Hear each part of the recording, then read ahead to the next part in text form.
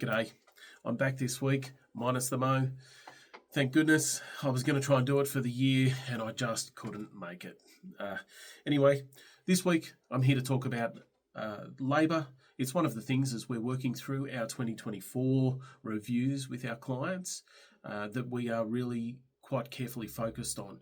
And that is obviously because it is a big ticket line item on our clients' P&Ls. And I suppose just given my focus on SMEs, I'll firstly point out they're blatantly obvious.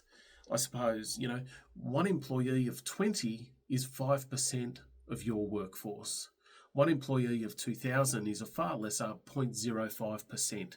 Now, not only is that going to have a far lesser impact on your actual resourcing and getting work done, but it's also going to have adding another staff member at 2,000 is going to have a far lesser percentage impact on your bottom line.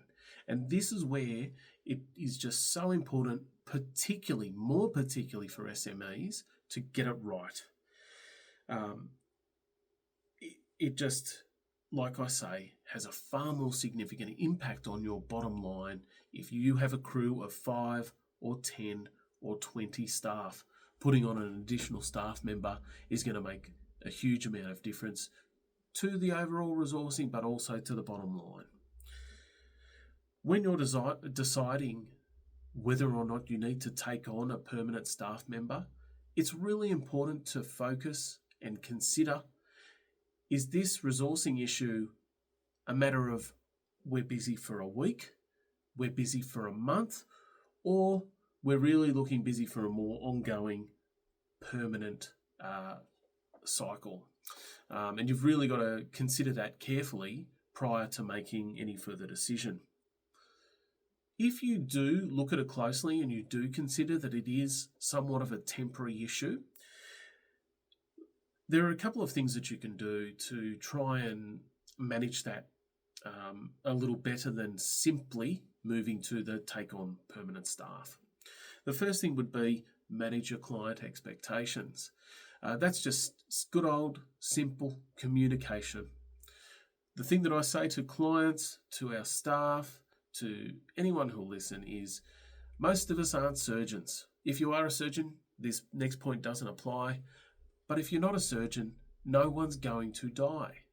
If something takes an extra day, or in most circumstances an extra week, we are not going to have that drastic an impact on the situation overall. Talking to our clients, we will find out if someone really does need that addressed as a matter of priority. And there are, of course, certain issues, certain times when that priority is there and we meet that priority. If it's not there, though, that's perhaps something that we can have that discussion with our clients. At times of peak workflow, it is really important that this is perhaps where the manager needs to step in and assist the staff, or yourself as the SME owner needs to step in and assist the staff, just work through the priorities. They might have competing priorities and they might not have a full picture like you or your managers might. And that clearer picture, that more overall broad picture is something that's really going to provide some clarity as to what needs to be done in what order. And a good manager will be able to step in at that point in time and really help the staff out.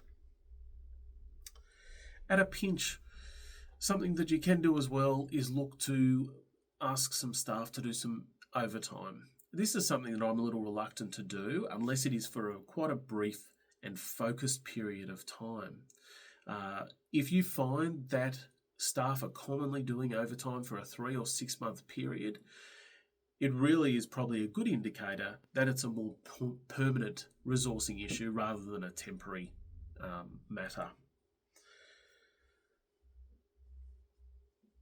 It is always important to bear in mind, though, that if you are a mature business and you're not necessarily chasing growth, then putting a staff member on, a full-time or a permanent staff member, should be the last resort.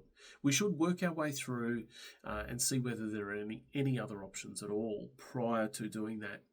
Obviously, if you're in a growth cycle, the decision making is very different. If you're in a growth cycle, it really becomes quite important to retain that capacity. And if you are in a growth cycle, if you do get to the point where your staff are stretched, you probably have left it a little too late to take on that staff member, and it's probably worth considering what measures you can put in place so that you don't stretch your organisation to that point again. If you are looking for growth and you want to maintain quality and efficiency and effectiveness. Guys, recruiting staff is something best and most effectively done in a measured and strategic fashion. Don't react to short-term measures. Take the time, be strategic and measured, and get it right. I'm TC, and that's my 2 cents.